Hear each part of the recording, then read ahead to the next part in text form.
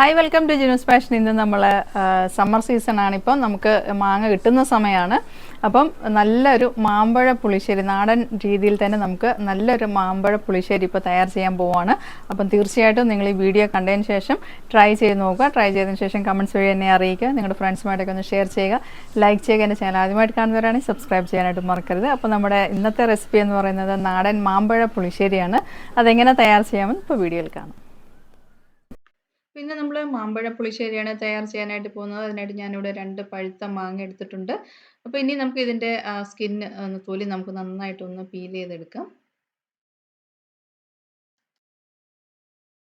ഈ പുളിശ്ശേരിക്ക് നമുക്ക് ചെറിയ മാങ്ങയാണ് ഇച്ചിരൂടെ നല്ലത്. എനിക്കിവിടെ വലിയ മാങ്ങ കിട്ടിയതുകൊണ്ട് ഞാൻ വലിയ മാങ്ങ കാരണം ഞാൻ 2 എണ്ണേ എടുത്തുള്ളൂ. ചെറുതാണെങ്കിൽ നമുക്ക് ഒരു 4, 5 മാങ്ങ നമുക്ക് യൂസ് ചെയ്യാവുന്നതാണ്. അപ്പോൾ ഇത് നമ്മൾ നന്നായിട്ട് തൊലിയൊക്കെ കളഞ്ഞ് എടുത്ത് വെക്കണം. ഇതിപ്പോൾ ഞാൻ വലിയ മാങ്ങ 2 എണ്ണം എടുത്തിരിക്കുകയാണ്. അപ്പോൾ നമ്മൾ ഇപ്പം സമ്മർ ആയതുകൊണ്ട് നമുക്ക് മാങ്ങയുടെ സമയമാണ്. മാങ്ങയുടെ സീസണായതുകൊണ്ട് ഈ പുളിശ്ശേരിയൊക്കെ ഈ സമയത്ത് ഉണ്ടാക്കാൻ നല്ലതാണ്. അപ്പോൾ ഇപ്പോൾ ഈ തൊലി കളഞ്ഞ പോലെ തന്നെ മറ്റേ മാങ്ങയും കൂടെ നമ്മൾ നന്നായിട്ട് തൊലി കളഞ്ഞ് വെക്കാം.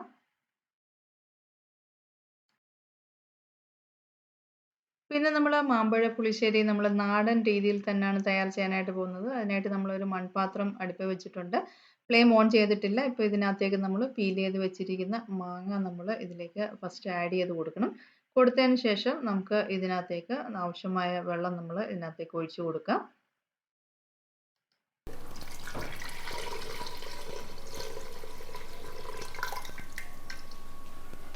ഇനി നമുക്ക് ഇതിനകത്തേക്ക് ഉപ്പിട്ട് കൊടുക്കാം.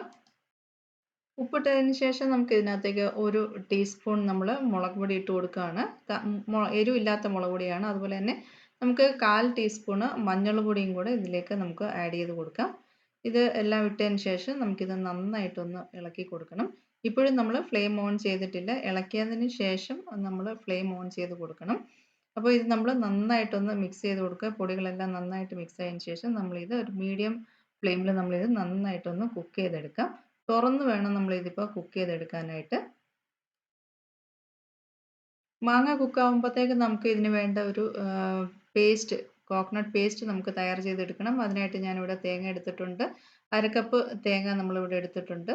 ഇനി അടുത്തതായിട്ട് നമുക്ക് ഇതിനകത്തേക്ക് വേണ്ടത് ജീരകമാണ്. ജീരകം ഒരു 1/2 ടീസ്പൂൺ എടുത്തിട്ടുണ്ട്. ചെറിയ ഉള്ളി ഒരു 3, 4 എണ്ണം എടുത്തിട്ടുണ്ട്. അതുപോലെ തന്നെ വെളുത്തുള്ളി ഒരു 3 അല്ലി എടുത്തിട്ടുണ്ട്. പച്ചമുളക് നമുക്ക് ഒരു 2, 3 പച്ചമുളക് കട്ട് ചെയ്ത് എടുത്ത് വെച്ചിട്ടുണ്ട്.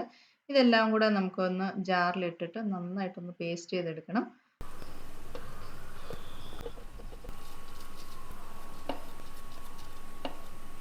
ഇതിലേക്ക് നമുക്ക് കുറച്ച് വെള്ളം ഒഴിച്ചു കൊടുക്കാം. ഇനി അടച്ചിട്ട് നന്നായിട്ടൊന്ന് നമുക്ക് പേസ്റ്റ് ചെയ്തെടുക്കാം. അപ്പോൾ നമ്മളിത് നന്നായിട്ട് അരച്ചിട്ടുണ്ട്. ഇത് നമുക്ക് ഒരു സൈഡിലേക്ക് മാറ്റി വെക്കാം. നമുക്കിനി മാങ്ങ എവിടെ വരെ കുക്കായെന്നുള്ളത് നമുക്കൊന്ന് നോക്കാം. അപ്പോൾ മാങ്ങ നന്നായിട്ട് തിളച്ച് വരുന്നുണ്ട്. അപ്പോൾ നമുക്കിത് അടച്ചിട്ട് നമ്മളൊരു ലോ ഫ്ലെയിമിൽ നമ്മളിപ്പോൾ ഇത് കുക്ക് ചെയ്തെടുക്കാൻ പോവാണ്. 5 മിനിറ്റ് കഴിഞ്ഞിട്ടുണ്ട്. നമുക്കൊന്ന് തുറന്ന് നോക്കാം.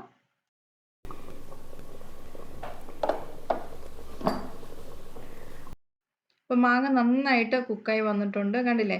അപ്പോൾ ഇനി നമുക്ക് ഇത് ഫ്ലെയിം ഓഫ് ചെയ്യണം. ഓഫ് ചെയ്തതിന് ശേഷം നമുക്കിത് കുറച്ച് നേരത്തേക്ക് നമുക്കൊന്ന് തണുക്കാനായിട്ട് വെക്കണം.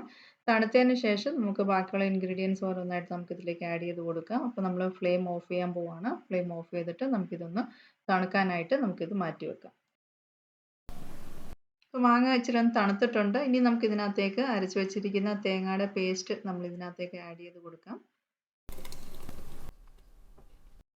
പേസ്റ്റ് ഇട്ടതിന് ശേഷം ഒന്ന് നന്നായിട്ട് നമുക്കൊന്ന് മിക്സ് ചെയ്ത് കൊടുക്കണം. മിക്സ് ചെയ്തതിന് ശേഷം നമ്മളിവിടെ തൈരാണ് എടുത്തിരിക്കുന്നത്. 1/2 കപ്പ് തൈര് എടുത്തിട്ടുണ്ട്. തൈര് നന്നായിട്ടൊന്ന് ബീറ്റ് ചെയ്തിട്ട് ആഡ് ചെയ്ത് കൊടുക്കാം.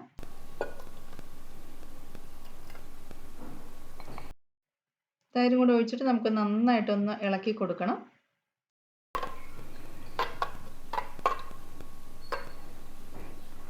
അപ്പോൾ നമ്മൾ ഇത് ലോ ഫ്ലെയിമിൽ വെച്ചിട്ട് നമ്മൾ കൈ മാറ്റാതെ തന്നെ ഇളക്കിക്കൊണ്ടിരിക്കുക. ഈ പേസ്റ്റിൻ്റെ ഒക്കെ പച്ചമണം മാറാൻ വേണ്ടി നമ്മളിത് തിളപ്പിക്കരുത്. ഒന്ന് ചൂടായാൽ മതി. അത്രയും നേരം നമ്മൾ ലോ ഫ്ലെയിമിൽ കുക്ക് ചെയ്തെടുക്കാം. ഇപ്പോൾ പുളിശ്ശേരിക്ക് നമ്മൾ കടുക് വറുക്കാൻ പോവാണ്. അതിനായിട്ട് നമ്മളൊരു പാൻ വെച്ചിട്ടുണ്ട്. ഫ്ലെയിം ഓൺ ചെയ്തിട്ട് പാൻ ചൂടായതിന് ശേഷം നമുക്കിതിനകത്തേക്ക് ആവശ്യത്തിന് എണ്ണ ഒഴിച്ചു കൊടുക്കാം.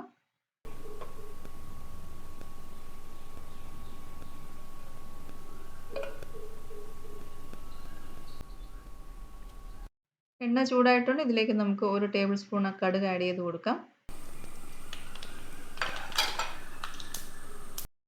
അടുത്തതായിട്ട് ഇതിനകത്തേക്ക് നമ്മൾ ഉലുവയാണ്, കുറച്ച് മതി, ഒരു 1/8 ടീസ്പൂൺ ഉലുവ നമുക്ക് ഇതിനകത്തേക്ക് ആഡ് ചെയ്ത് കൊടുക്കാം.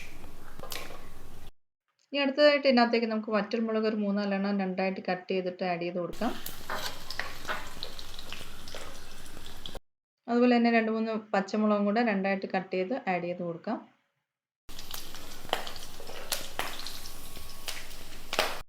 ഒരു 10-12 ചെറിയ ഉള്ളിയാണ് അരിഞ്ഞ് നമ്മൾ ഇതിനകത്തേക്ക് ആഡ് ചെയ്ത് കൊടുക്കണം.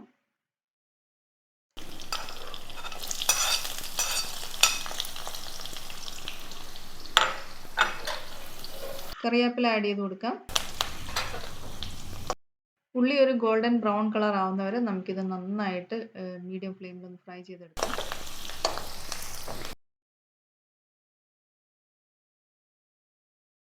ഉള്ളി നന്നായിട്ട് വഴന്നു വന്നിട്ടുണ്ട്, നല്ല ഗോൾഡൻ ബ്രൗൺ കളർ ആയിട്ടുണ്ട്. ഇനി നമ്മൾ കുക്ക് ചെയ്ത് വെച്ചിരിക്കുന്ന പുളിശ്ശേരിയിലേക്ക് നമ്മളിത് ആഡ് ചെയ്ത് കൊടുക്കണം. അപ്പോൾ നമ്മുടെ പുളിശ്ശേരി നന്നായിട്ട് കുക്കായി വന്നിട്ടുണ്ട്. ഇതിൻ്റെ മുകളിലേക്ക് നമ്മളിപ്പം കടുക് വറുത്തത് ആഡ് ചെയ്ത് കൊടുക്കാം. അപ്പോൾ ഇത്രയേ ഉള്ളൂ, നമ്മുടെ അടിപൊളി പുളിശ്ശേരി, മാങ്ങാ പുളിശ്ശേരി ഇവിടെ റെഡിയായി കഴിഞ്ഞു. അപ്പോൾ ഇതിപ്പോൾ സമ്മർ സീസണായിട്ട് മാങ്ങ സീസണും കൂടാണ്. അപ്പോൾ നമുക്ക് ചെറിയ നല്ല മാങ്ങ നോക്കിയെടുത്തിട്ട് നമ്മളിതുപോലെ ഒന്ന് ട്രൈ ചെയ്ത് നോക്കുക. അപ്പോൾ നമ്മുടെ മാമ്പഴ പുളിശ്ശേരി ഇവിടെ റെഡിയായി കഴിഞ്ഞു. അപ്പോൾ തീർച്ചയായിട്ടും ട്രൈ ചെയ്ത് നോക്കുക. ട്രൈ ചെയ്തതിന് ശേഷം കമൻറ്റ്സ് വഴി ഞങ്ങളെ അറിയിക്കുക. അതുപോലെ തന്നെ നല്ല വീഡിയോ ആയിട്ട് വീണ്ടും വരുന്നതാണ് നിങ്ങളുടെ സ്വന്തം ജിനു.